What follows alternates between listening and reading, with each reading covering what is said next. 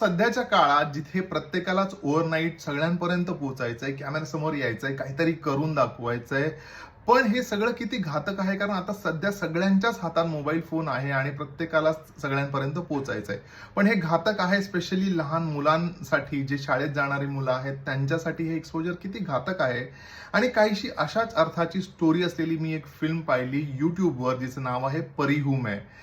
खूप कमी वयात, म्हणजे शाळेत जाणाऱ्या एका मुलीला ही जी फिल्म इंडस्ट्री आहे किंवा ही जी सिरियल इंडस्ट्री आहे, इथे एक्सपोजर मिळतं.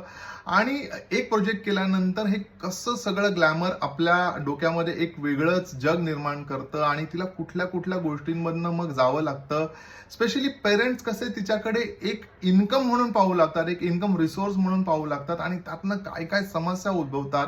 त्या मुलीला काय काय फेस करावं लागतं, तिला कसं ते डिप्रेशन त्याच्यामध्ये फेस करावं लागतं आणि त्यानंतर फॅमिलीची काय अवस्था होते, हे सगळं आपल्याला या फिल्ममध्ये पाहायला मिळेल. अतिशय उत्तमरित्या दिग्दर्शित केलेली, रोहित शिलवंत ह्या डिरेक्टरने ही फिल्म दिग्दर्शित केलेली आहे आणि खूप उत्तमरित्या दिग्दर्शित केली आहे आणि खूप उत्तमरित्या लिहिली देखील आहे. सो मला वाटतं या मेकर्सना मला एक सांगायचंय की ही फिल्म जर का तुम्ही त्या काळात 2018 मध्ये लिहिली आहे, तर आता तर खूपच जास्त ओव्हर एक्सपोजर आहे. सो सोशल मीडियाच्या अंगाने एखादी कॉन्सेप्ट एक्सप्लोर करायला हरकत नाही आणि याचा पार्ट 2 काढायला हरकत नाही. Just a suggestion. पण तुम्हा सगळ्यांना, सगळ्या पेरेंट्सना मी सांगतो की लिटरली पेरेंट्सच्या डोळ्यांमध्ये अंजन घालणारी फिल्म आहे, त्यामुळे न चुकता फ्रीमध्ये अवेलेबल आहे.